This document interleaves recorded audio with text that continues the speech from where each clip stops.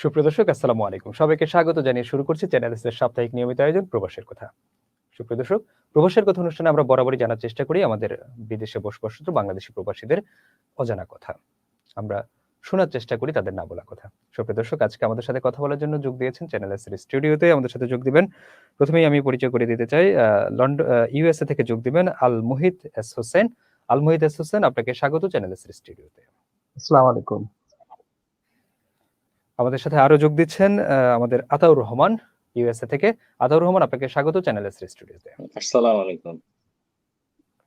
সুপ্রিয় দর্শক, আমাদের সাথে আরো যোগ দিবেন রাজীব রেজা ইউএসএ টেক্সাস থেকে। রাজীব রেজা, আপনাকে স্বাগত চ্যানেল এস স্টুডিওতে। আসসালামু আলাইকুম শিমুল, থ্যাংক ইউ আমাকে এই প্রবাসী কথা অনুষ্ঠানের সুযোগ করে দেওয়ার জন্য। সুপ্রিয় দর্শক, আমরা কথা আর দীর্ঘায়িত না করে আমরা সরাসরি চলে যাচ্ছি আজকের অতিথিদের আলোচনায়। সুপ্রিয় দর্শক, আমি প্রথমেই যেতে চাই আল মুহিত এস হোসেন। মিস্টার হোসেন, আপনার কাছে জানতে চাইবো, দীর্ঘদিন একেবারে বিশ্ববাসী একটা করোনার মধ্য দিয়ে কাটাচ্ছে। কেমন আছেন আপনারা? কেমন কাটাচ্ছেন এই প্রবাস জীবন, করোনাময় প্রবাস জীবনে? ধন্যবাদ।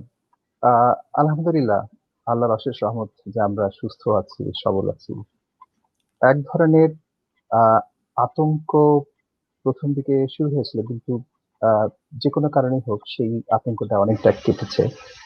আর একটা বিষয় সম্ভবত আমাদেরকে এই আতঙ্ক থেকে বের হতে সাহায্য করেছে, সেটা হচ্ছে যে এইটুকু মনে সান্ত্বনা বা এইটুকু ভয় নেই মনে যে অসুস্থ হয়ে গেলে হসপিটালে না যেয়ে আমাকে বাসায় মারা যেতে হবে বা সুচিকিৎসার অভাবে আমাকে ভালো রকম সমস্যা করতে হবে, সেই ভয় নেই। ফলে কিছুটা বলতে পারেন আশ্বস্তি বোধ করি কিছুটা।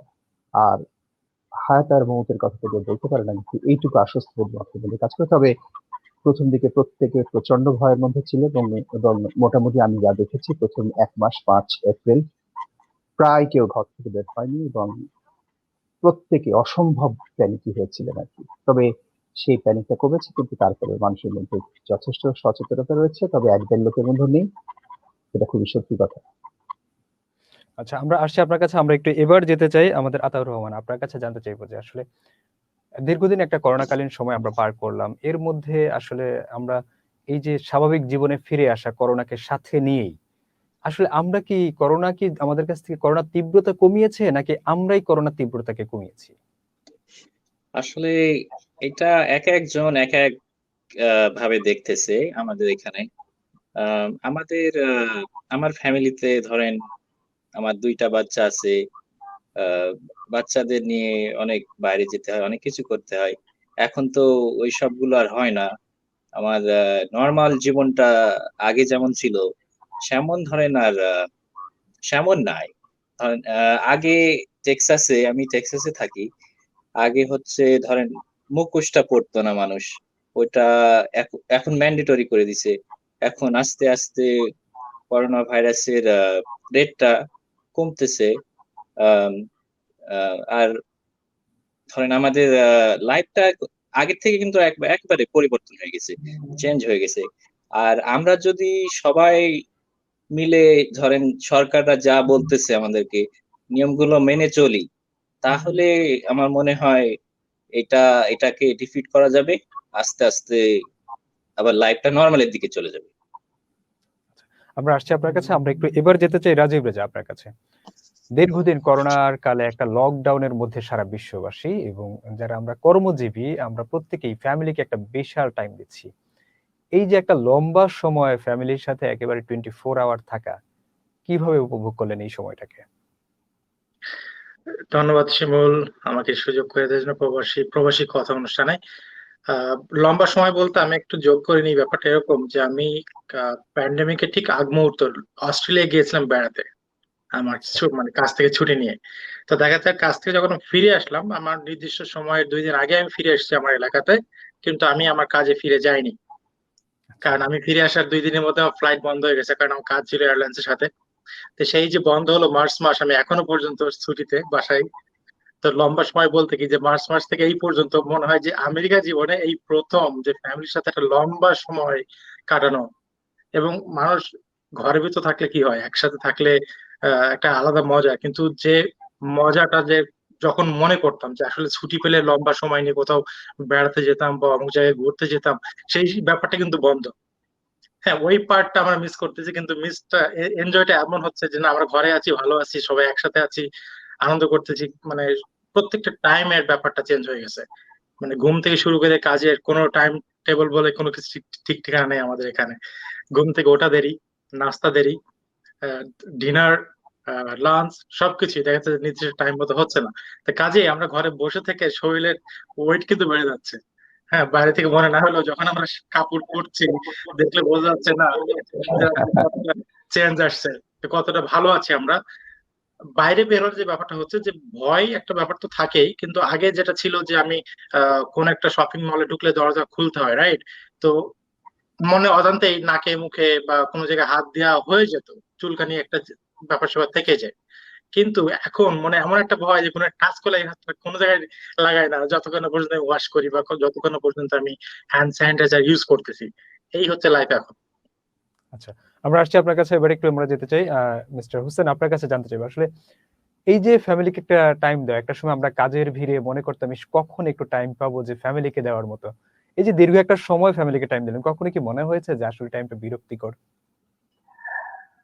আহ প্রথমত কথা যেটা হচ্ছে, এটা আসলে নির্ভর করে, এটা অনেকটা ব্যক্তিগত অভিজ্ঞতা বা আপনি কেমন পরিবেশে কোথায় বড় হয়েছেন তা অনেকটা আপনাকে সাহায্য করে বুঝতে। সাধারণত আমরা যারা বাংলাদেশে একান্নবর্তী পরিবারে বা অনেক বড় ভাই বোনকে নিয়ে একসাথে বড় হয়েছি, তাদের জন্য একসঙ্গে অনেকের সাথে মিলেমিশে থাকাটা কঠিন কিছু না, কারণ আমরা একসাথে থাকতাম। ফলে পরিবারের সাথে থাকতে বিরক্ত হয়নি, কিন্তু যেটা হচ্ছে ছেলেমেয়েরা হয়তো কিছুটা বিরক্ত হয়েছে, কারণ নিয়মিত তারা কি করছে না করছে সবসময় তাদের দিকে দেখছি, তারা আগে আগে হয়তো দেখতাম না। ফলে সেটা কিন্তু আমি এটাকে একটা নতুন ডাইমেনশন বলবো, এটা একটা নতুন ধারা বলবো আর কি। এটা আমরা কখনো ভাবতে পারিনি, আমাদের জীবনে কখনো ভাবিনি যে এইভাবে আমরা দিনের পর দিন ঘরের মধ্যে সবাই একসাথে আটকে থাকবো। এবং এইটাকে আপনি আসলে কোনো কোনো অভিজ্ঞতা দিয়ে বা অতীতের কোনো অভিজ্ঞতা দিয়ে আপনি এটাকে এটার সমকক্ষ কিছু খুঁজে পাবেন না। অর্থাৎ এই রোজা আমার জীবনের কি বলবো সব থেকে উল্লেখযোগ্য রোজা, যাতে প্রত্যেকে সব সময় রোজার ইফতারের টেবিলে নিয়মিত একসাথে বসে একদম সমস্ত কিছু করছে। এটা একটা অদ্ভুত অভিজ্ঞতা। আপনি যদি ভালো দিকতে বলেন, আমি উপভোগ করেছি। খারাপ দিক যদি বলেন, বাইরে যেতে হয়নি, কিন্তু একটু অস্থির লেগেছে, বাইরে হাঁটাহাঁটি করতে গেছি। এখন এই সুবিধাটা আছে যে আপনি বাইরে হাঁটতে পারবেন, কোনো অসুবিধা নেই, করে হাঁটাহাঁটি করেছি।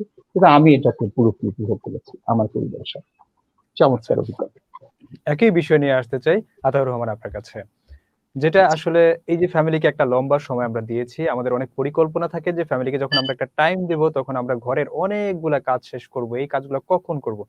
এমন কি হয়েছে যে আপনার এই যে পরিকল্পনা মতো ফ্যামিলিকে যতগুলা কাজ করা দরকার এই লকডাউনে দীর্ঘ সময়ে আপনি সম্পূর্ণ করতে পেরেছেন? জি, জি।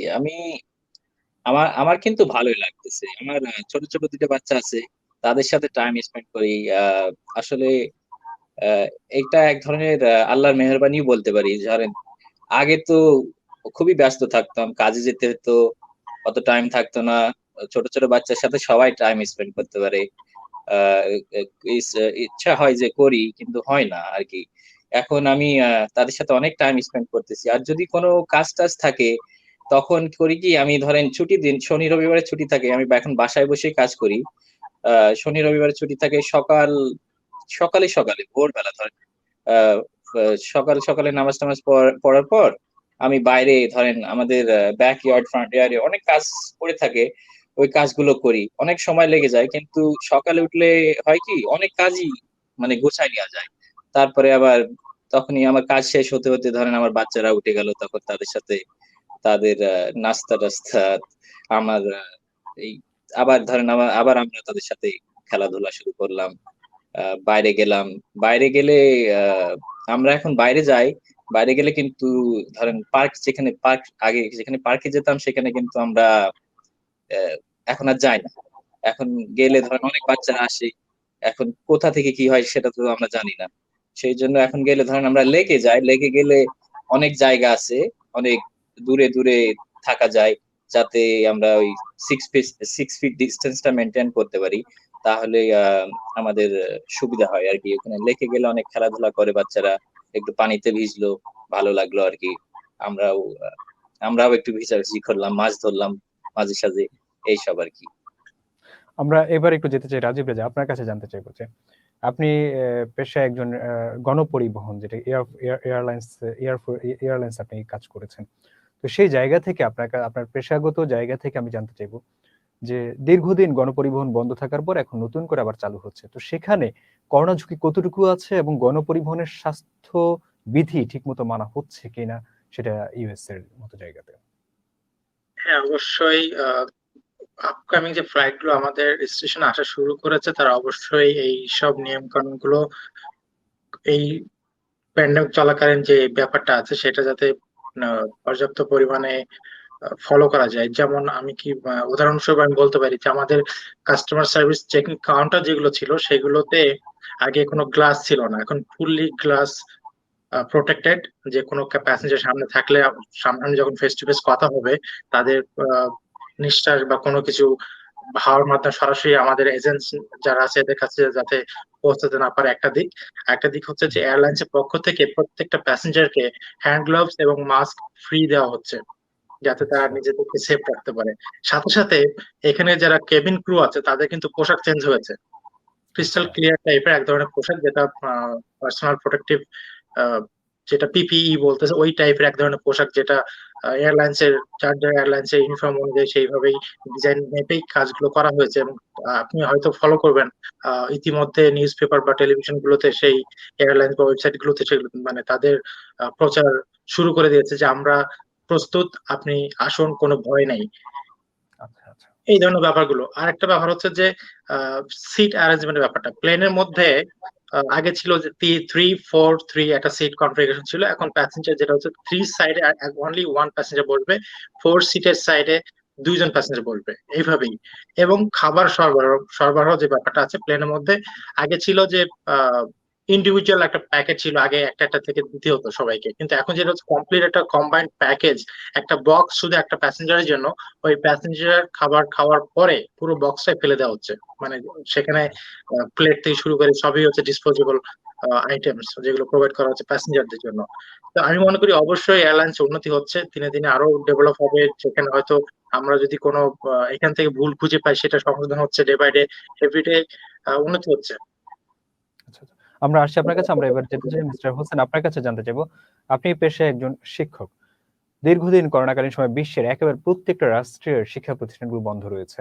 কিছু কিছু রাষ্ট্র নতুন করে চালু করেছে এবং চালু করার পরে আবারও বন্ধ করতে তারা বাধ্য হয়েছে। আসলে এই যে শিক্ষা ব্যবস্থা যাচ্ছে, এটা আসলে কোন দিকে যাচ্ছে, বা আমরা কবে নাগাদ আমাদের এই যে আমাদের শিক্ষার্থীদের স্বাভাবিক জীবনে ফিরিয়ে আনতে পারবো, তাদের শিক্ষা জীবনকে স্বাভাবিক করতে পারবো? আপনার প্রশ্নটা খুব সহজ, কিন্তু এর উত্তর খুব কঠিন। প্রথম কথা যেটা হচ্ছে, আমি আপনাকে একটা ছোট্ট হিসাব দিই। অগাস্ট মাসে আমাদের আইএসডি থেকে, অর্থাৎ ইন্ডিপেন্ডেন্ট স্কুল ডিস্ট্রিক্ট থেকে, প্রত্যেকটা এলাকাতে একটা করে আইএসডি থাকে। সেই আইএসডি সেখানে পাবলিক স্কুলগুলোকে নিয়ন্ত্রণ করে। তো এখান থেকে শিক্ষকদের জন্য বা স্কুলে বাচ্চাদের জন্য আমাদের প্রথমে সিদ্ধান্ত যেটা ছিল, 17ই অগাস্ট স্কুল শুরু হবে, ঠিক আছে? এর জন্য প্রথমে বাবা মায়ের কাছে স্কুল থেকে একটা সার্ভে ফর্ম পাঠিয়েছিল। সেখানে তারা জানতে চেয়েছিল যে আপনি আপনার ছেলে মেয়েকে কি স্কুলে পাঠাবেন ইন পার্সন নাকি অনলাইনে। তো বেশিরভাগই সবাই এটা অনলাইনে নেওয়ার চেষ্টা করছে, কিন্তু পরবর্তীকালে টেক্সাস থেকে স্টেট সিদ্ধান্ত নিল যে না, কোনো বাচ্চাই 17ই অগাস্টে স্কুলে ইন পার্সনে, অর্থাৎ কেউ কোনো বাচ্চা স্কুলে আসবে না ইন পার্সনে, ফলে সবাই অনলাইনে চলে গেল। এরপরে কথা ছিল 7ই সেপ্টেম্বর, 2 সপ্তাহ ক্লাস শেষ করার পরে একটা সিদ্ধান্ত নিতে হবে যে আপনি আপনার বাচ্চাকে স্কুলে পাঠাবেন কিনা, তাকে অনলাইনে রাখবেন। আবার দেখা গেল বিগত বেশ কিছুদিন ধরে, আপনারা হয়তো জানেন, টেক্সাসে আপনার ইনফেকশনের রেট এবং ডেথ রেট কিন্তু বেশ বেড়ে গিয়েছিল। তার ফলে টেক্সাস আবার সিদ্ধান্ত নিল যে না, 7ই সেপ্টেম্বর না, এখন স্কুল অনলাইনেই চলবে পুরোটা, এটা 1 অক্টোবর পর্যন্ত। ফলে গত কয়েকদিন আগে আবার সিদ্ধান্ত চেঞ্জ হয়েছে। এখন অক্টোবরের 1 তারিখে আসলে হয়তো আবার বলতে পারি যে কি হবে, কিন্তু একটা কথা মোটামুটি পরিষ্কার করে বলা যেতে পারে, শিক্ষকরা কোনোভাবেই বাচ্চাদেরকে স্কুলে আনতে চাচ্ছেন না 2021-এর জানুয়ারির আগে। আচ্ছা, কারণ এখানে একটা কথা এসেছে, এটা এটা এটা ইতিমধ্যেই বলা হয়েছে, বহুবারই বলা হয়েছে, সেটা হচ্ছে যে বাচ্চাদের মধ্যে করোনা ভাইরাসের ইনফেকশনের রেট খুবই কম বা নেই বললেই চলে, এবং বাচ্চাদের মধ্যে মৃত্যুর হার বা মৃত্যু নেই বললেই চলে। কিন্তু সমস্যা যেটা হচ্ছে, বাচ্চাদেরকে স্কুলে নিয়ে আসলে তাদেরকে তাদের তাদের জন্য সিকিউরিটি বলবো না, আমি এখানে প্রোটেকশনটা এনশিওর করা কঠিন। এক হচ্ছে সবসময় হাত ধোয়া, দুই হচ্ছে মুখের মধ্যে মাস্ক রাখা। ফলে ক্লাস 4th গ্রেড 3rd গ্রেডের বাচ্চাদেরকে এগুলো করানো বেশ কঠিন। ফলে হবে কি, Right. মানে টিচারদের যে ভয়টা হচ্ছে সেটা হচ্ছে বাচ্চাদের কাছ থেকে ইনফেকশনটা টিচারদের কাছে আসবে। টিচাররা প্রত্যেকে বয়স্ক, ফলে তারা অনেক বেশি ইনফেক্টেড হবে এবং ফ্যাটাল রেটটা হয়তো সেই দিকে চলে যাবে। ফলে এই কারণেই দেখা যাচ্ছে শিক্ষকরা বারবার করে বলছেন যে 2021-এর জানুয়ারির আগে তারা বাচ্চাদেরকে স্কুলে আনতে চান না। যদিও এটার অনেকগুলো পলিটিক্যাল দিক আছে, আপনি খুব ভালো করে কিছু হয়তো জানেন, যে সরকারের পক্ষ থেকে বারবার চেষ্টা করা হচ্ছে যে বাচ্চাদের যেন স্কুলে যত তাড়াতাড়ি সম্ভব নিয়ে আসা যায়, ঠিক আছে, কিন্তু শিক্ষকরা, বাবা মারা চান যে তাদের বাচ্চারা আরো পরের দিকে আসুক। ফলে এই দুইয়ের মধ্যখানে একটা টানাপোড়েন চলছে। ফলে ঠিক এই মুহূর্তে বলা মুশকিল আসলে যে ঠিক কবে বাচ্চারা স্কুলে যাবে। আচ্ছা, একটু আপনার কাছে জানতে চাইবো আরেকটা বিষয়, সেটা হলো এই যে আমরা যে অনলাইন শিক্ষা কার্যক্রম যে চালাচ্ছি, অনলাইনে কি আসলে শিক্ষা ব্যবস্থার যেই বাচ্চাদেরকে শিক্ষা দেওয়ার পুরোপুরি রিকোয়ারমেন্ট ফিল আপ হচ্ছে কিনা? খুবই চমৎকার প্রশ্ন করেছেন আসলে আপনি। আসলে এটা বেশ কঠিন কাজ, সত্যি কথা বলতে গেলে। আপনি একটা বাচ্চাকে, আপনি যখন স্টুডেন্টকে ক্লাসে নিয়ে আসেন তখন তার উপরে আপনার সরাসরি একটা কর্তৃত্ব তৈরি হয়। আচ্ছা, কিন্তু আচ্ছা, যখন বাচ্চাটা স্কুলে থাকে না তখন সে আপনার সরাসরি কর্তৃত্বের বাইরে চলে যায়, আপনি তাকে আচ্ছা, কিছু করতে পারেন না। এখানে আমি করা বলতে কিন্তু আপনি এভাবে অবশ্যই এভাবে নেবেন না যে আমি তাকে তাকে তাকে শাস্য চিৎকার করে তাকে মারা, তাকে ধরা, সে কথা আমি বলছি না। আমি বলছি তার উপরে কর্তৃত্ব তৈরি হয়। এবং এখানে একটা চমৎকার জিনিস তৈরি হয়, যা এটা না দেখলে বোঝা যায় না, সেটা হচ্ছে বাচ্চাদের উপর শিক্ষকদের প্রচন্ড রকম নিয়ন্ত্রণ থাকে ক্লাসের ভেতরে। কিন্তু যখন বাচ্চাটা অনলাইনে চলে আসে, ভিডিও কনফারেন্সিং এ আসে, ক্যামেরার সামনে আসে, তখন এটা হয় না। ফলে কিছু কিছু বাচ্চারা ধরেন একবার বসছে, উঠছে, তারপরে আরো সমস্যা যেটা হচ্ছে, আপনি একদম আর্লি স্টেজের বাচ্চাদেরকে নিয়ে, এরা তো এগুলো বোঝে না। ফার্স্ট গ্রেড, আর্লি চাইল্ডহুডের বাচ্চা যারা সবেমাত্র স্কুল যাওয়া শুরু করছে, এদিকে আপনি কেমন করে বাচ্চাদেরকে অনলাইনে ক্লাস করাবেন? এরা কি বোঝে? লগ ইনই বোঝে না। আর ভিডিও ক্যামেরার ফলে পুরো চাপটা আসছে বাবা মার উপরে। রাইট, যারা বড় 7 গ্রেডে আছে, 8 গ্রেডে আছে, 9 গ্রেডে আছে, এদের মধ্যে কিছুটা দায়িত্ব জ্ঞান তৈরি হয়েছে, এরা এদের কাজগুলো ঠিক মতো করে এবং এদিকে পাওয়া যায়। তারপরেও এরা সরে যায়, আসে না। এবং আপনি কিন্তু এই কথা কোথাও বলা নেই যে যতক্ষণ ক্লাস চলবে আপনাকে একভাবে ক্যামেরার দিকে তাকিয়ে বসে থাকতে হবে। এখানে কিন্তু কিছুটা স্বাধীনতা আছে। ফলে আচ্ছা, আপনি দেখছেন টিচার লেকচার দিচ্ছে, স্টুডেন্ট উঠে যে এক মগ পানি নিয়ে এসে শিপ করা শুরু করলো, করতে পারে, কিন্তু এটা ক্লাসে হতো না কিন্তু। ফলে আসলে সত্যি কথা বলতে গেলে আর ক্লাসে একটা পরিবেশ তৈরি হয় যেটা বাসার মধ্যে হয় না। ফলে রাইট, আমি অবশ্যই বিশ্বাস করি কিছুটা ঘাটতি তৈরি হবে এবং এটা স্বাভাবিক, ঠিক আছে। কারণ স্কুলে অনেক কিছু থাকে যেটা পারিপার্শ্বিকতা আপনাকে সাহায্য করে। পারিপার্শ্বিকতা একটা বিশাল বিষয় পড়ালেখার ব্যাপারে। পারিপার্শ্বিকতার প্রভাব আপনাকে অনেক কিছু শিখতে সাহায্য করে, অনেক কিছু না শিখতে সাহায্য করে। ফলে এই পারিপার্শ্বিকতার এখানে মারাত্মক অভাব রয়েছে এবং এখানকার ক্লাসরুম গুলোকে এভাবে সাজানো হয় যে বাচ্চারা অনেক কিছু ক্লাসরুমে গেলেই শিখতে পারে, যেটা আপনি তাকে বলে শেখাতে হয়, বলে কথা। ফলে আমার কাছে বারবার মনে হয় যে আসলে ক্লাসে নিয়ে এসে পড়ানো আর অনলাইনে পড়ানো দুটো এক হতে পারে না। আরো একটা কঠিন জিনিস হচ্ছে কি জানেন, আপনি সে যে পড়ালেখা করছে না করছে তাকে কিভাবে ইভ্যালুয়েট করবেন, তার ইভ্যালুয়েশনটা কেমন হবে, আপনি কেমন করে তার পরীক্ষা নেবেন, কেমন করে এনশিওর করবেন যে সে ঠিক মতো পরীক্ষা দিচ্ছে। অ্যাসাইনমেন্ট দিচ্ছেন, সে অ্যাসাইনমেন্ট করছে, কিন্তু সে যে অ্যাসাইনমেন্ট নিজে না করে কারো সাহায্য নিয়ে করে, এখন আপনি কেমন করে তাকে সামলাবেন? এবং আমি বাংলাদেশে আমার বন্ধুদের সাথে কথা বলেছি, আমার বন্ধু শিক্ষক, সে আমাকে বলছিল যে এখন একটা নাম্বার ওয়ান সমস্যা হচ্ছে একজন আরেকজনের কাজ করে দিচ্ছে, একজন আরেকজনকে করে দিচ্ছে, খুবই কঠিন। আচ্ছা, আমরা আসছি আপনার কাছে। আমরা একটু এবার যেতে চাই আমাদের আতাউর রহমান, আপনার কাছে জানতে চাইবো, যেহেতু আপনি একটা পাবলিক সার্ভিস রিলেটেড একটা ফাইন্যান্সিয়াল অর্গানাইজেশন আপনি কাজ করেন। তো এই যে করোনাকালীন সময়ে স্কুল বন্ধ দেওয়ার সুযোগ ছিল, গণপরিবহন বন্ধ করার সুযোগ ছিল, বাট ফাইন্যান্সিয়াল ইনস্টিটিউশন বন্ধ করার সুযোগটা একেবারেই ছিল না বললেই চলে। এবং করোনাকালীন সময়ে ব্যাংকাররা, ফাইন্যান্সিয়াল ইনস্টিটিউশনের সাথে যারা জড়িত তারা তাদের সার্ভিসটা কন্টিনিউ করেছে। তো সেই জায়গাতে, ইউএস এর মতো জায়গাতে আপনি কিভাবে এই যে পাবলিক ফাংশন গুলা ডিলিংটা কিভাবে হয়েছিল একটু যদি বলতেন আমাদেরকে। জি, আসলে আমাদের কোম্পানি একটু সময় লাগছে যে আমি ধরেন প্রথম দেখতেছি যে আমাদের সাথে আমি যেখানে কাজ করি সেই বিল্ডিং এ আরো অনেক ফাইন্যান্সিয়াল কোম্পানি আছে, তারা সবাই চলে যাচ্ছে যে তাদেরকে বাসায় পাঠায় দিতেছে, তোমরা বাসায় থেকে কাজ করবা এ করবা। কিন্তু আমাদের কোম্পানিটা আসলে একটু লেট করছে এটা, যে সবাইকে বাসায় পাঠায় কাজের জন্য। তারা পাঠালো, একটু লেট করলো, কিন্তু সবাইকেই পাঠিয়ে দিছে। আমরা ভাবতেছিলাম, অনেক একটা ভয়ের ভিতরে ছিল কি না কি হবে। আমি কাজ করি, আমাদের কোম্পানিটা অত বড় না, কিন্তু এখন আল্লাহর রহমতে এখনো সবকিছু ঠিকঠাক চলতেছে।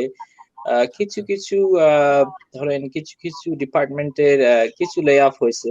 লে অফ বলা ঠিক হবে না, ধরেন এখন নাই, কিন্তু তাদেরকে ভবিষ্যতে যখন একবারে কমপ্লিটলি আবার আমাদের অফিসটা যখন ওপেন হবে তাদেরকে আবার নিয়ে আসবে। কারণ এখন আমাদের আমি আমি আমাদের কোম্পানি ফান্ডিং করে।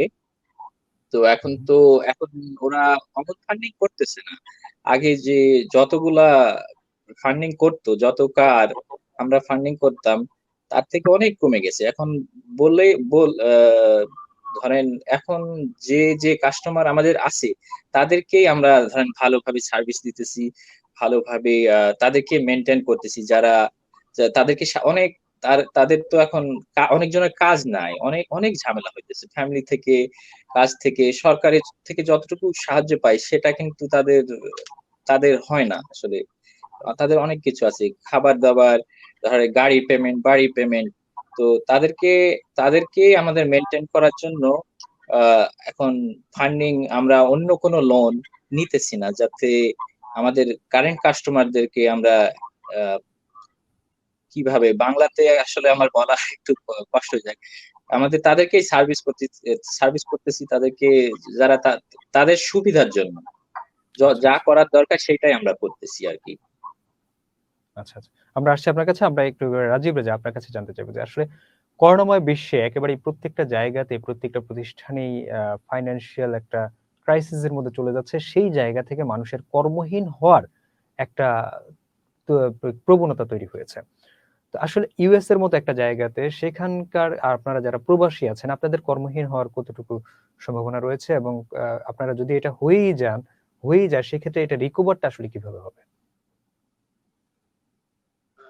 শিমুল, এখানে হচ্ছে যে আমাদের কর্মহীন ব্যাপারটা আসলে একটা ভুল। এটা অলরেডি কর্মহীন অবস্থায় 70,000 মানুষ টেক্সাসে, শুধু টেক্সাস স্টেটে 70,000 মানুষ কর্মহীন অবস্থা অলরেডি আছে। এবং মার্চ মাস থেকেই অনেক কোম্পানি দেখা যাচ্ছে যে ফেব্রুয়ারি থেকেই তারা ফার্লো করে দিয়েছে, যে তাদের কোম্পানি থেকে লে অফ না, ফার্লো এক ধরনের, যেটা হচ্ছে যে তারা চাকরিতে থাকবে কিন্তু বেতন পাবে না। কোম্পানি যখন রিব্যাক করবে তাদের সার্ভিসে, ওই এমপ্লয়ি গুলো ফিরে এসে কাজ শুরু করতে পারবে উইদাউট এনি রিহায়ার প্রসেসিং। একটা দিক হচ্ছে যে যারা অলরেডি কাজ হারিয়েছে এই সময়ের মধ্যে, এই দেশে সরকারের এক ধরনের সুবিধা আছে, সেটা হচ্ছে আনএমপ্লয়মেন্ট সার্ভিস, যেটা গভর্নমেন্ট থেকে সাহায্য দেওয়া হয়। তার যে বিগত বছরের ইনকামের উপরে একটা পার্সেন্টেজ থেকে সেই ইনকামটা মানে তাদেরকে দেওয়া হয় সকলকে, মানে বেস্ট করে, সবাই একরকম পাবে না, হয়তো ডিপেন্ড করে যে কেউ হয়তো 2 সপ্তাহে 1,000 টাকা পেতে পারে, কেউ 2 সপ্তাহে $500 পেতে পারে, এরকম আর কি। তো কর্মহীন ব্যাপারটা হচ্ছে এরকম যে স্পেশালি আমেরিকায় যারা প্রবাসী বাঙালি আছে, এদের আমি যতটুকু জানি যে একান্ত এস্টাবলিশ ডক্টর, ইঞ্জিনিয়ার, নার্স এইগুলো বাদে যারা কাজ করে প্রত্যেকেরই ডাবল কাজ ছিল বা এখনো আছে, যে একটা কাজ নেই আর একটা সেকেন্ড অপশন তাদের ছিল, তারা কন্টিনিউ করে যাচ্ছে। নিতান্তই যারা একটু আগে আতাউর রহমান যেটা বলছিল, ও যে কোম্পানিতে কাজ করে একটা ফাইন্যান্সিয়াল কোম্পানিতে, সেই কোম্পানি যদি এখন পর্যন্ত লে অফ করে দিত বা ফার্লো করে দিত তাহলে তার কি হতো। কিন্তু এই সময় পর্যন্ত তার কোম্পানিটা এখনো টিকে আছে এবং সে কাজ করে যেতে পারছে। যদি সে কাজ না করতো কোম্পানি লে অফ করে দিলে কি হতো যে তাকে আনএমপ্লয়মেন্টে চলে যেতে হতো। আনএমপ্লয়মেন্ট যেটা ও মেনশন করেছিল একটু আগে, যে আনএমপ্লয়মেন্ট থেকে যে বেনিফিট সরকার দিচ্ছে এই টোটাল টাকাতে কিন্তু সংসার চলছে না। রাইট। এবং কাজেই যারা আনএমপ্লয়মেন্ট বেনিফিট পাচ্ছে এরা কিন্তু কাজও করতে হবে না। যদি কাজ করতে হয় যে অন্য কোনো জায়গায় ওয়ার্ড জবে ঢুকতে হয়, তাহলে কিন্তু এরা আনএমপ্লয়মেন্ট যে বেনিফিট সেটা হারাবে। আচ্ছা। ঠিক আছে, তো এইখানে দ্বিতীয় কাজের সুযোগ হচ্ছে যে হয় তাকে কমপ্লিটলি কোনো একটা প্রতিষ্ঠানে কাজ করতে হবে, আর নয় কমপ্লিট তাকে ঘরে বসে থাকতে হবে এবং সরকার থেকে বেনিফিট নিতে হবে। তো এই বেনিফিটের মাঝখানে যে সমস্যাটা তৈরি হয়েছিল, যে মানুষের মধ্যে একটা আতঙ্ক সৃষ্টি হয়েছিল, যেমন গাড়ি পেমেন্ট, বাড়ি পেমেন্ট।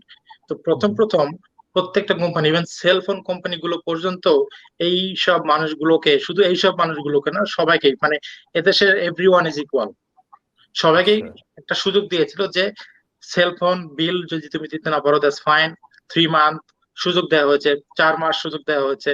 4 মাস পরেও যদি আপনার কোনো সমস্যা থেকে থাকে, কোম্পানি সুযোগ দিয়েছে, ঠিক আছে তোমাকে পে করতে হবে না, এই পেমেন্ট ডিফার করছে আরো 2 মাসের জন্য।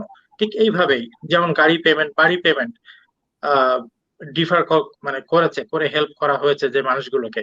এখন কিন্তু সেই আতঙ্কটা নেই, মানুষ তাদের অনেকেই ব্যাক টু নর্মাল কাজে চলে গিয়েছে। আমি একটু আপনার এই কথাটার সাথে একটু অ্যাড করতে চাই, যেটা সেটা হলো এই যে 2 মাস 3 মাস তাকে সেলফোন বিল বা গাড়ি পেমেন্ট, বাড়ি পেমেন্ট দিতে হচ্ছে না, এটা কি টোটালটি একেবারেই মওকুফ, নাকি পরবর্তীবারে এই ডিউটা সহ তাকে দিতে হবে? যদি দিতেই হয় সেক্ষেত্রে এটা বার্ডেন কিনা?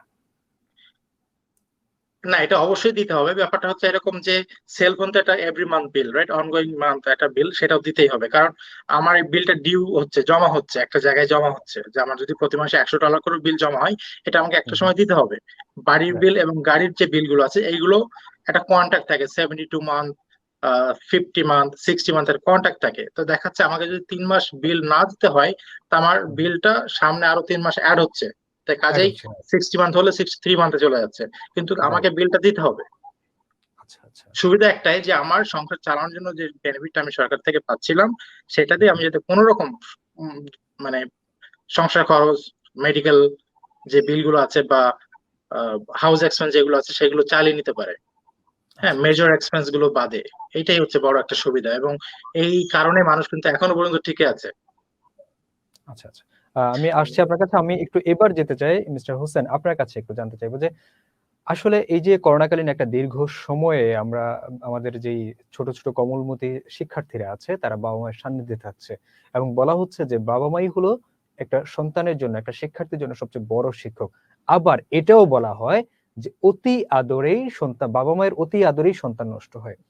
তো এই যে অতি আদর এবং শিক্ষার্থীদেরকে শিক্ষা দেওয়া, এই করোনাকালীন সময়ে আসলে আমরা কোন দিকে যাচ্ছে, বর্তমান প্রজন্ম কোন দিকে যাবে এই সময়টাতে? খুবই কঠিন প্রশ্ন।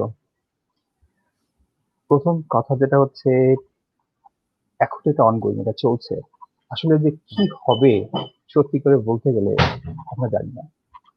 কারণ এখন যা হচ্ছে এটা আপনি একদম ঠিকই বলেছেন, সেটা হচ্ছে ছেলে মেয়েকে সবথেকে বেশি পড়াতে বা সবথেকে বেশি শেখায় তার পরিবার। এবং একজন একজন একজন একজন একজন সত্যিকার অর্থে একজন মানুষের প্রথম এবং সব থেকে শ্রেষ্ঠ শিক্ষালয় হচ্ছে তার বাসা। বাসা তাকে সব থেকে বেশি মূল্যবান শিক্ষা দেয়। কিন্তু এতে শিক্ষকদেরও একটা বিশাল অবদান থাকে, শিক্ষা প্রতিষ্ঠানের একটা বিশাল অবদান থাকে। আসলে বাসা আর শিক্ষা প্রতিষ্ঠান একে অপরের পরিপূরক, একজন আরেকজনকে সাহায্য করে। আমার বেশ মনে আছে, আমার বাচ্চার শিক্ষক আমার বাচ্চা সম্পর্কে জানতে চেয়েছিল, যে আপনার বাচ্চা সম্পর্কে আমাকে তথ্য দেন যাতে আমি আপনার বাচ্চাকে ভালো করে বুঝতে পারি। আমি খুবই অবাক হয়েছি, কিন্তু আমি তারপরে যখন তাকে বললাম যে আমার বাচ্চার এই সমস্যাগুলো আছে, এটা তো সুবিধাটা দেওয়ার সুবিধা, পরে কিন্তু সে আমার বাচ্চাকে খুব ভালো পিক করেছে। তার মানে তার কি কিছু করে। তাহলে দেখেন আমি তো ও শিক্ষকের পুরো দায়িত্বটা পালন করতে পারি না, আবার আমার পুরো দায়িত্বটা ও শিক্ষক পালন করতে পারে না। প্রত্যেকের একটা সীমা আছে, সে সীমার ভিতরেই তাকে থাকতে হবে। শিক্ষক কাজ করে, শিক্ষকরা একটা ছেলে অথবা একটা মেয়েকে যেভাবে ইন্সপায়ার করে, তাকে যেভাবে ভবিষ্যতে স্বপ্ন দেখায়, তাকে যেভাবে তাকে উজ্জীবিত করে, আর কেউ পারে। একজন ভালো শিক্ষক একজন স্টুডেন্টকে কিভাবে উজ্জীবিত করে, তাকে কোথায় নিয়ে যেতে পারে, তার ভুরি ভুরি উদাহরণ আছে। ভালো শিক্ষকের সংস্পর্শে আসলে আপনার জীবনের ধারা, আপনার স্বপ্নের ধারা বদলে যাবে। কিন্তু বাসা তাকে লালন করে, শিক্ষক তাকে বড় জগতের স্বপ্ন দেখা। ফলে আমি বারবার বলবো, কেউ কাউকে রিপ্লেস করতে পারে না, কেউ কাউকে সরিয়ে দিতে পারে না। বাসার যেমন দরকার ঠিক একইভাবে ভালো শিক্ষক, চমৎকার স্কুল, চমৎকার স্কুলের পরিবেশ, চমৎকার শিক্ষার পরিবেশে দরকার আছে। ফলে আমরা ঠিক জানি না আসলে যে সত্যিকার অর্থে এই যে বাচ্চা, আপনারা জানেন আমাদের এখানে কিন্তু প্রত্যেকটা বাচ্চাকে নির্দিষ্ট সময়ের পর পর স্টেট টেস্ট দিতে হয়, যেটা আমাদের দেশের অন্তত জেএসসি, পিএসসি পরীক্ষার মতো যেমন পাবলিক টেস্ট আছে, আমাদের এখানে কিন্তু বাচ্চাদেরকে পরীক্ষা বলে দিতে হয়। গত বছরের সেমিস্টারে গত লাস্ট স্কুল ইয়ারে কিন্তু বাচ্চারা এই স্টেট টেস্ট পরীক্ষা দেয়নি। কেন দেয়নি? প্যান্ডামিকের জন্য। এখন এই বছরে কি এই টেস্টটা নিবে কি নেবে না সিদ্ধান্তহীনতার মধ্যে আছে। দ্বিতীয়ত কথা হচ্ছে, একটা বাচ্চা লেখাপড়া করছে কি না করছে, স্কুলের রেজাল্টের থেকে বড় বেশি গুরুত্বপূর্ণ হচ্ছে স্টেট টেস্ট, স্টার টেস্টে। ফলে স্টার টেস্ট দিলে আপনি আসলে বুঝতে পারবেন আপনার বাচ্চা কেমন করেছে। কারণ স্টার টেস্ট এত এত চমৎকার করে তৈরি করা হয়ে থাকে এবং এটা এমন ভাবে করা হয়ে থাকে এখানে আপনার বাচ্চাকে অ্যাটলিস্ট আপনি একটা স্টার টেস্ট নিয়ে আপনার বাচ্চাকে জাজ করতে পারবেন। স্কুলের রেজাল্টের কথা আমি বাদ দিলাম, ঠিক আছে? স্কুলে এটা অনেক কিছু হয় বাচ্চাদের, কিন্তু স্টার টেস্ট, ফলে স্টার টেস্ট একটা খুব বড় খুব বড় এবং গুরুত্বপূর্ণ একটা মাপকাঠি। এখন তাহলে কি হচ্ছে, স্টার টেস্ট হবে কি হবে না আমি এখন বুঝতে পারছি না। তুই হচ্ছে বাচ্চাদের কিছুটা তো ঘরে থাকলে যেটা হয় লেখাপড়ার কিছুটা চাপ কম হয়। তবে হ্যাঁ, 11 গ্রেড 12 গ্রেড প্রচন্ড চাপের মধ্যে আছে, ঠিক আছে? তাহলে এখন আসলে যেটা আপনি বলছেন, আসলে আমি একদম সহজ করে বলবো, আসলে আমি ঠিক বলতে পারছি না আসলে আগামী স্টার্ট টেস্ট না দেওয়া পর্যন্ত বা আগামী স্কুলে এসে পরীক্ষা না দেওয়া পর্যন্ত ঠিক পরিষ্কার করে বলা যাবে না যে তাদের কি আসলে অবনতি হয়েছিল বা না তাদের উন্নতি হয়েছে, তারা কি বেশি শিখেছিল নাকি তারা কম শিখেছিল, এটা বলা খুব মুশকিল। কারণ আপনি যাচাই না করে তো আপনি বলতে পারেন না যে আসলে কি হয়েছে। এই সময়টার উত্তর পাওয়া যাবে যখন এরা পরীক্ষা দেবে, স্কুলে আসবে, পরীক্ষা দিয়ে প্রমাণ করবে যে তারা যথেষ্ট শিখেছে, তখন আমি বলতে পারি যে না, ঘরে থেকে তারা অনেক বেশি শিখেছে। ফলে সেই পর্যন্ত আমাদের অপেক্ষা করতে হবে। আচ্ছা, আমরা আসছি আপনার কাছে। আমরা একটু এবার যেতে চাই আতাউর রহমান, আপনার কাছে জানতে চাই যে আসলে আপনি যেহেতু একটা ফান্ডিং সেক্টরে, লোন সেক্টরে কাজ করছেন, আমরা জানি যে এমনিতেই মানুষ যখন ব্যাংক থেকে বা ফাইন্যান্সিয়াল ইনস্টিটিউশন থেকে লোন নেয়, দেওয়ার পর সেই জায়গাতে বর্তমান বিশ্ব অর্থনৈতিক একটা মন্দার মধ্যে অন্যতম কারণ হলো লোন ক্লাসিফাইড হওয়া এবং লোনের টাকাটা মিস ইউজ হওয়া। তো সেই জায়গাতে ইউএস এর মতো রাষ্ট্রগুলো কিভাবে এই ক্রাইটেরিয়া গুলো মেনটেন করে বা তাদের ক্লাসিফিকেশন, লোন যে ক্লাসিফিকেশন হয় সেটা রিডিউস তারা কিভাবে করে, যদি একটু বলতেন। আমি আসলে আপনি বলতে চাচ্ছেন যে যে লোনটা আমাদের আমাদের স্ট্রিক্টলি, আমি যে কোম্পানিতে কাজ করি ওই স্ট্রিক্টলি কিন্তু এটা থ্রু ডিলারশিপ, যেখানে গাড়ি বেচা কিনা হয় তাদের ধরেন একটা কাস্টমার গাড়ি কিনবে, সে কার ডিলারশিপে যাবে, সে ওখানে যাওয়ার পরে অ্যাপ্লিকেশন ফিল আপ করবে। অনেক কোম্পানি থাকে যে তার ভিতরে একটা চুজ করলো যে সবচেয়ে ভালো ভালো ডিল দিছে, যাকে দেবে আর কি, সেই সেই সেই কোম্পানিটাকে চুজ করবে। তো আহ আমাদের কোম্পানিটা ওই টাইপের। আর আপনি বলতেছেন কিভাবে এই লোন কিভাবে অ্যাবিউজ হয়। রাইট। অ্যাবিউজ হয় কিভাবে সেটা ধরেন, সেটা বেশিরভাগই আমাদের কোম্পানির এক্সাম্পল দিতে পারি। ধরেন আপনি এখানে ধরেন আমাদের কোম্পানি অনেক ছোটখাটো ডিলারশিপের সাথে কাজ করে। যদি কাস্টমার আর ডিলারশিপের আগে ধরেন অগ্রিম কোনো কমিউনিকেশন থাকে যে আমার এই গাড়িটা কোনোভাবেই আমার ইনকাম নাই, ধরেন আমি মাসে মাসে পেমেন্ট করতে পারবো না, আমার রাইট। কোনোভাবে এই গাড়িটা আমাকে নিয়ে দাও, তাহলে তোমাকে আমি মানে আন্ডার দ্য টেবল, মানে একটু ঘুষ কিংবা বাড়তি অন্য মানি কিছু দেওয়া, ধরেন আপনার, জি জি জি, অন্য কিছু একটা লামসাম অফার একটা করা। পেমেন্ট দিয়ে দেবো, আমার এই গাড়িটা মাত্র দিয়ে দাও। তো আচ্ছা। ধরেন ওইভাবে হয়। কিন্তু অনেক অনেক টাইপের ফ্রড ডিটেকশনের অনেক টাইপের ফ্রড ডিটেকশনের সিস্টেম আছে আমাদের, ধরেন সেগুলো ধরা পড়ে, সাথে সাথে না পড়লেও পরে ধরা পড়ে, তাতে আমরা ওই ডিলারশিপকে অথবা ওই কাস্টমার যে ছিল তাকে চার্জ করতে পারি। অনেক সময় কাস্টমাররা করে কি, ধরেন গাড়িটা পেলো, তাদের কিন্তু কোনো ইন্টেনশন নাই যে আমরা পেমেন্ট করবো, প্রথম পেমেন্টও দিবে না, দ্বিতীয় পেমেন্ট দিবে না, কল করে বলবে যে আমার এই অসুবিধা হয়েছে, অনেক অনেক কাহিনী শোনায়। তো তাদেরকে আমরা ধরেন প্রথম 2 মাস মাফ করে দিলাম, ঠিক আছে তোমরা তোমাদের অসুবিধা হয়েছে, 2 মাস পরে আবার পেমেন্ট শুরু করো। তারপরে দেখা যাচ্ছে আবার সেম সেম থিং শুরু করছে। তো এমন করতে করতে তো এক সময় হয় কি, আমরা ধরেন আমরা তো জানি গাড়ি কোথায় আছে, তার ইন্স্যুরেন্স কাদের সাথে আছে সবকিছু, তখন আমরা ওদের গাড়িটা নিয়ে আসি, মানে নিয়ে এসে আমাদের আমাদের জিনিস আমাদের কাছে রাখি, তো ওইটা আমরা অন্য জায়গায় বিক্রি করে দিই। আচ্ছা, তো সেক্ষেত্রে বিক্রি করে কি আপনার লোনের ফুল অ্যামাউন্টটা কি অ্যাডজাস্ট করা পসিবল কিনা? আহ আমরা হচ্ছে, আমি যে কোম্পানি, আমাদের কোম্পানিটা হচ্ছে একটা সাবপ্রাইম কোম্পানি, তো interest rate is very very high. তো সব সময় হয় না, লস লস যায় বেশি বেশি বেশি সময় হচ্ছে অনেক লস যায়। কিন্তু ধরেন আপনার I want to say 80%, 80-20, ধরেন 20% লস হলো, 80% আপনার ব্যাক আসলো আর কি। যদি কাস্টমার লিস্ট কয়েকটা পেমেন্ট করে তো অনেক লাভ হয়, কারণ প্রথম ধরেন 1 বছর, 1.5 বছর, 2 বছর সবই ধরেন সবই ওই সুদের খাতায় চলে যায় আর কি। আচ্ছা, সবই প্রফিটটা আগে নিয়ে নিচ্ছেন, দ্যাট মিন্স পরবর্তীবার এই টাইপের, কারণ এই কোম্পানিটা তো ছোট কোম্পানি, তো এই হচ্ছে যাদের এই দেশে হচ্ছে ক্রেডিট স্কোর বলে একটা কথা আছে, ধরেন আপনার ক্রেডিট যত ভালো হবে তত ইন্টারেস্ট রেট কম হবে। আর আমাদের মেজরিটি কাস্টমার তাদের ক্রেডিট কিন্তু অনেক খারাপ, তো তাদের জন্য ইন্টারেস্ট রেট অনেক হাই।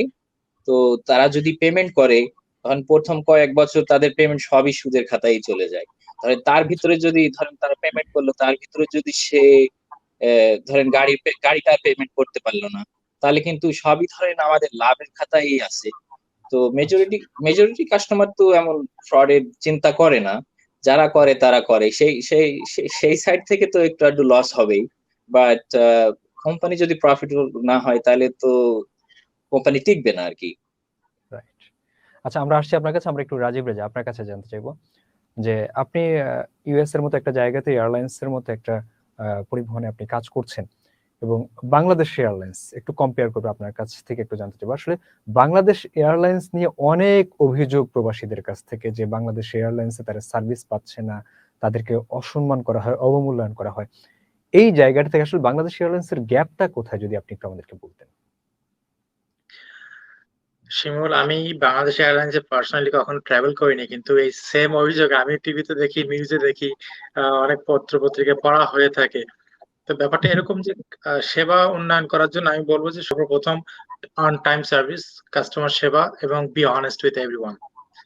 তো ব্যাপারটা এরকম হবে যে প্রত্যেক কাস্টমারকে ইকুয়াল ভাবে দেখা, সমান ভাবে দেখা, হ্যাঁ, যে কে কার পোশাক কেমন, তাকে আমি সেইভাবে যদি বিবেচনা করে সেবাটা দিই। আমাদের দেশে এয়ারপোর্ট যেটা হয়ে থাকে যে পোশাকের উপরে চিন্তা করে মানুষের সেবা দেওয়া হয়। তো এই ধরনের ঘটনা কিন্তু আমাদের এয়ারপোর্টে অনেকবার ঘটেছে, যে দেখা যাচ্ছে যে হয় না অনেক সময় যে মানুষের চেহারা দেখে, পোশাক দেখে আমরা অতটা গুরুত্ব দিই না, কিন্তু দেখা যাচ্ছে যে সামহাও আমি বুঝে গেলাম বা জেনে গেলাম ওই মানুষটা একটা বড় কোম্পানির সিইও। আচ্ছা, রাইট। ঠিক আছে। তো এই ব্যাপারটা আমাদের এইখানে অনেক অহরহ ঘটে, হ্যাঁ, যে সেই ইকোনমিক ক্লাস প্যাসেঞ্জার, মানে সামহাও সে ইকোনমিক প্যাসেঞ্জার হিসেবে ট্রাভেল করতেছে, কিন্তু তার ট্রাভেল করা উচিত ছিল ফার্স্ট ক্লাস অথবা বিজনেস ক্লাস।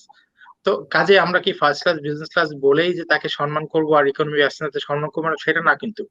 তো ব্যাপারটা এরকম যে আমরা যেটা সবসময় দেখতে পাই এবং এটা ঘটেও, অনেক সময় দেখা যাচ্ছে যে বড় একটা ফিল্ম আর্টিস্টও ইকোনমি ক্লাসে যাচ্ছে, সে ইমেজটা নেওয়ার জন্য, যে মজাটা নেওয়ার জন্য, যে আমি একটা সাধারণ মানুষের সাথে যাব। তাদের আলাদা একটা ইন্টেনশন থাকে যে না, আমি সাধারণ মানুষের সাথে মিশবো, সাধারণ ভাবে চলাফেরা করবো। দেখি আমি, আমার সাথে পার্সোনালি যেটা একটা ঘটনা ঘটেছে, যে অনেক বড় একটা কোম্পানির অফিসার, সে সাধারণ ভাবে আসছে এবং তাকে আমি কিভাবে ট্রিট করি, সে টার্গেট করে আসছে। যখন সে লাইনে থাকে, অনেকে করে কি যে টার্গেট করে আসে যে আমি ওই কাউন্টারে যাব। তাকে দেখে কিন্তু মনে হবে না, তার কথা শুনে মনে হবে না যে এই মানুষটার পিছনে এত বড় কিছু একটা লুকিয়ে আছে। সে এসে তার মতো করে ব্যবহার করবে, সে দেখবে যে আমি তাকে গিয়ে আবার সেবাটা দিলাম। তো এন্ড অফ দ্য মোমেন্টে বোঝা যাবে, সে তার আইডেন্টি দিবে, তার পরিচয় দিবে, বলবে আমি অমুক এবং I like your service and where is a manager. তো ম্যানেজার কোথায়, আমি তাকে তোমার সম্পর্কে বলতে চাই। এরকম ঘটনা ঘটেছে। তো কাজে আমি বলবো যে সর্বপ্রথম হচ্ছে সেবা এবং সবাইকে সমানভাবে দেখা এবং অন টাইম সার্ভিস প্রদান করা, এটাই। আমরা আসছি আপনার কাছে, আমরা একটু এবার যেতে চাই মিস্টার হোসেন, আপনার কাছে জানতে চাইবো যে আমরা আমাদের বাংলাদেশের শিক্ষা ব্যবস্থায় দুই ধরনের শিক্ষা ব্যবস্থা আমরা দেখি, একটা হলো ইংলিশ মিডিয়াম আর একটা হলো বাংলা মিডিয়াম। বাট ইংলিশ মিডিয়ামে বাংলাদেশের যে বিশেষ করে রাজধানী শহরগুলো আছে সেখানে বাংলাদেশিরা অনেক টাকা খরচ করে তাদের বাচ্চাদেরকে ওখানে পড়াশোনা করাচ্ছে, বাট একটা পর্যায়ে যখন তারা ইউনিভার্সিটি লেভেলে আসে তখন তারা জেনারেলদের সাথেই মিশে যাচ্ছে। আসলে এই যে তাদের পিছনে একটা হিউজ ইনভেস্টমেন্ট করা হলো, এই বেনিফিটটা জেনারেলদের সাথে তারা যখন মার্জ হয়ে যাচ্ছে তাদের কাছ থেকে আসলে কি আউটপুটটা আসতেছে, কেনই বা আমরা এটা করছি? প্রথমত আমি আপনার এই প্রশ্নের উপর আপনাকে একটা কথা স্পষ্ট করে বলি, এটা কিন্তু, যদি আপনি আমাকে প্রশ্ন করেছেন শিক্ষক হিসেবে, কিন্তু এর উত্তরটা আসলে রাজনীতিবিদ দেওয়ার কথা, যারা আমাদের দেশের পলিসি তৈরি করেন তাদের দেওয়ার কথা। তারা কেন এই দুই শিক্ষা ব্যবস্থাকে চলতে দিয়েছেন?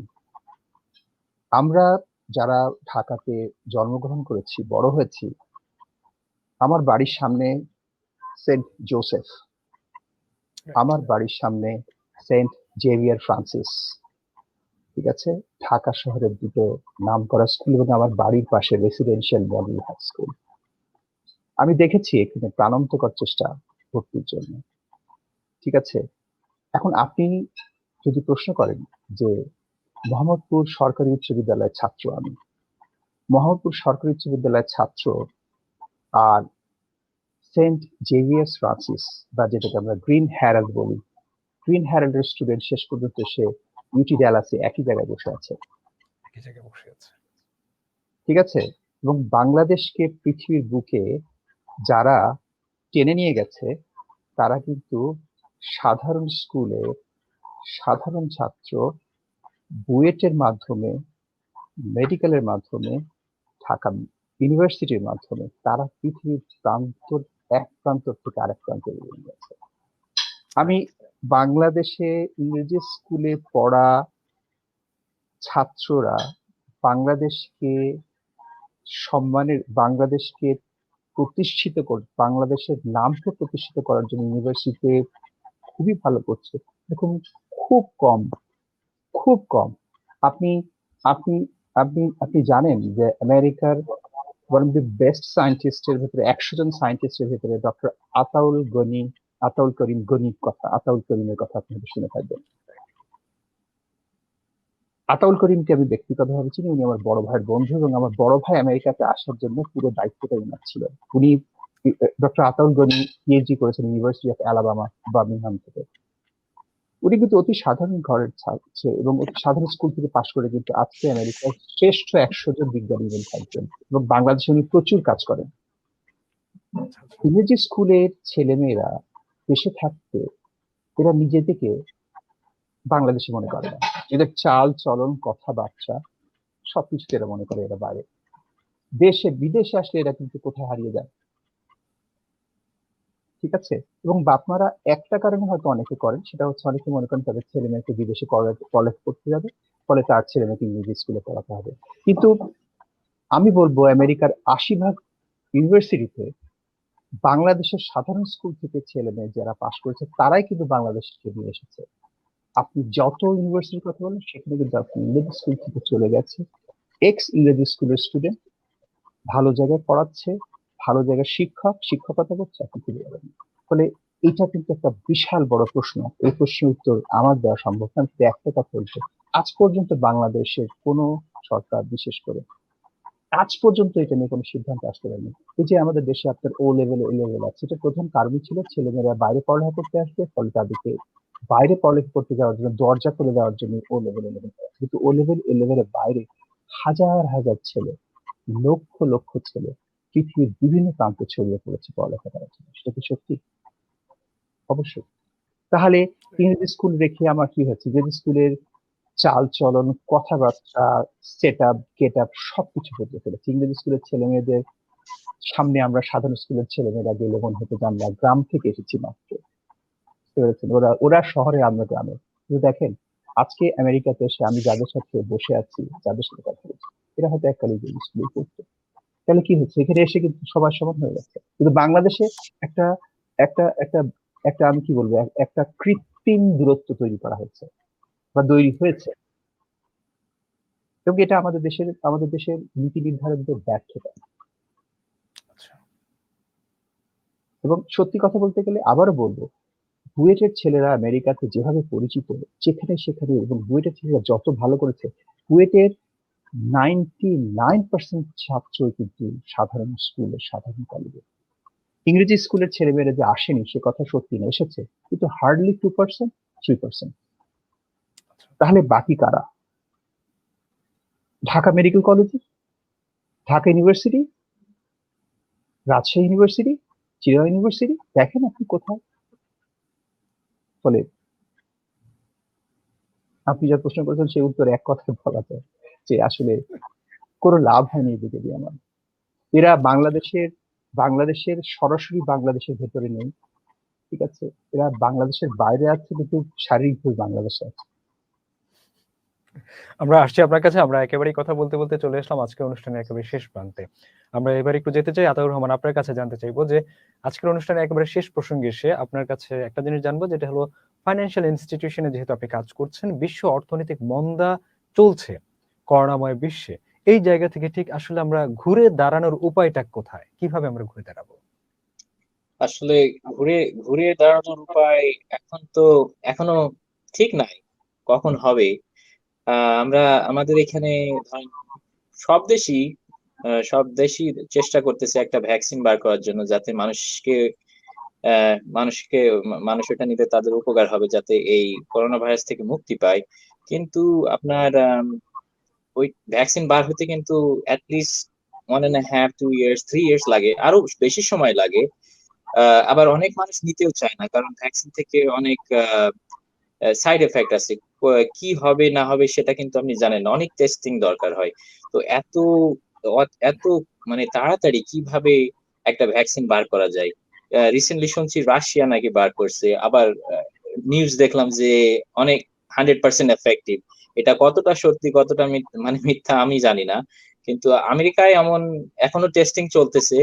তো আমার আশা আছে যে এই ভ্যাকসিনটা যদি বার হয় আর যদি এফেক্টিভ হয় ঠিক মতো, তাহলে ইনশাআল্লাহ ধরেন মানুষজন আমরা সবাই যদি নেই, তাহলে এই করোনা ভাইরাসকে আলটিমেটলি ডিফিট করা যাবে। তারপর আবার life, just not financial side, life আমাদের সবার আগের মতো নরমাল হয়ে যাবে ইনশাআল্লাহ। ইনশাআল্লাহ আমরা সেটাও আশা করছি। আমরা একটু এবারে যেতে চাই আমাদের রাজীব রেজা, আপনার কাছে জানতে চাইবো যে আসলে বিশ্বময় একটা কি বলে বেকারত্ব হওয়ার, যে কর্মহীন হওয়ার একটা প্রবণতা তৈরি হয়েছে, সেই জায়গাতে একইভাবে বাংলাদেশেও অনেক মানুষ রাজধানী ছেড়েছে এবং কর্মহীন হয়ে যাচ্ছে। এই জায়গা থেকে তাদের উদ্দেশ্যে আজকের অনুষ্ঠানের মাধ্যমে আপনার কি বলার আছে? কর্মহীন মানুষদের উদ্দেশ্যে আমার এটাই বলা, যেটা হচ্ছে যে আশা কখনো, মানে আশা থেকে নিরাশ হওয়া যাবে না, আশা রাখতে হবে মনের মধ্যে, আলো একদিন আসবেই, এই অন্ধকার সবসময় থাকবে না। তো এই অন্ধকারটাকে ধরে রাখাও যে ঠিক হচ্ছে সেটাও না, আমাদের যেটা দরকার নিয়ম ফলো করতে হবে। একটা সময় আমি একটু অ্যাড করতে চাই এখানে, যেটা হচ্ছে যে অনেক বছর আগে, আমি তখন হয়তো পৃথিবীতে আসি নাই, বাংলাদেশের ডায়রিয়া নিয়ে একটা সমস্যা ছিল, যে মহামারী অবস্থায় ছিল। কিন্তু এমন একটা পর্যায়ে বের হয়েছিল যে আধা আধা কেজি পানি, একটু লবণ, একটু চিনি মিশিয়ে ওই পানিটা খেলেই মানুষ ডায়রিয়া থেকে মুক্ত হয়ে যাবে। কে জানে, এরকম হয়তো কোনো একটা কিছু অপেক্ষা করতেছে আমাদের জন্য, যেটা আমরা জানি না, কালকে জানতে পারবো। তো আশা আছে, আশা কখনো হারাবেন না। এবং আপনারা যারা কাজ হারিয়েছেন, আশা করি, আমার মনে হয় বাংলাদেশে যারা আছে তারা এই দেশের থেকে অনেক ভালো আছে। আমরা এই দেশে কাজ না করলে খেতে পারবো না, বাড়ির বিল দিতে পারবো না, সংসার চলবে না। কিন্তু আমাদের দেশে যদি অনেকেও ঢাকা থেকে গ্রামে চলে গিয়েছে, আমার মনে হয় না তারা না খেয়ে আছে। হ্যাঁ, প্রত্যেকের ঘরে সেই খাবারটা আছে, যে তাদের হয়তো সেই আলিশান জীবনটা নাই, কিন্তু তারা বেঁচে আছে। এটা আলহামদুলিল্লাহ তাদের জন্য। আমাদের জন্য এটা একটা ব্লেসিং আল্লাহর কাছ থেকে। তো আমি বলবো যে কখনো নিরাশ হওয়ার দরকার নেই, আলো আসবেই।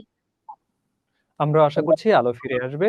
আমরা এবার একটু জানতে চাইবো মিস্টার হোসেন, আপনার কাছে জানতে চাইবো যে আসলে আজকের অনুষ্ঠানের মাধ্যমে বাংলাদেশি কোমলমতি শিশুদের পিতামাতার উদ্দেশ্যে আপনি কি বলবেন? ধন্যবাদ। প্রথমে আপনাকে, শেষে আমি একদম অনুষ্ঠান শেষে এইটুকু বলবো যে ধন্যবাদ কথা বলার সুযোগ দেওয়ার জন্য। আপনি যে প্রশ্ন করছেন সেখানেই আমি আবার ফেরত দিতে চাই। আপনি বলছিলেন যে বাবা মার আদর, প্রত্যেক বাবা মার কাছে তার ছেলে মেয়ে সব থেকে মূল্যবান এবং সব থেকে ভালো, এটা সবার কাছে সত্যি। কিন্তু বাবা মা যত তাড়াতাড়ি বুঝতে পারবে যে তার ছেলে বা তার মেয়ে সাধারণ, তত তাদের জন্য সহজ হবে। কিন্তু স্নেহ ভালোবাসার সময় তার কাছে তার ছেলে সব থেকে শ্রেষ্ঠ কোনো সম্ভব নেই। কিন্তু বাবা মা শুধু একটা কথা, যেটা হচ্ছে যে বাবা মা যখন ছোটবেলা থেকে তাদের ছেলে মেয়েকে শুধু এই একটা কথা বলার চেষ্টা করে এবং বোঝানোর চেষ্টা করে, সেটা হচ্ছে ভালো এবং মন্দের পার্থক্য। বাবা মা যদি ভালো এবং মন্দের পার্থক্য তার ছেলে মেয়েকে শেখাতে না পারে, পৃথিবীর শ্রেষ্ঠ শিক্ষা প্রতিষ্ঠান আপনাকে এই সামান্য শিক্ষা দিতে পারবে না। এবং আমি আপনাকে শেষ একটা কথা বলি, আমেরিকার এক বিখ্যাত প্রফেসর তার এক ক্লাসে বলেছিলেন যে ইউনিভার্সিটিতে যারা আসে, তোমরা আমাদের সঙ্গে থাকো কতক্ষণ, আমি তোমাকে কি শেখাতে পারি? তুমি বাসার থেকে যদি প্রাথমিক শিক্ষা নিয়ে না আসো, আমি তোমাকে মানুষ করতে পারবো না। সত্যিকার অর্থে মানুষ করে পরিবার। তাহলে বাবা মাদের বিশাল দায়িত্ব থাকে।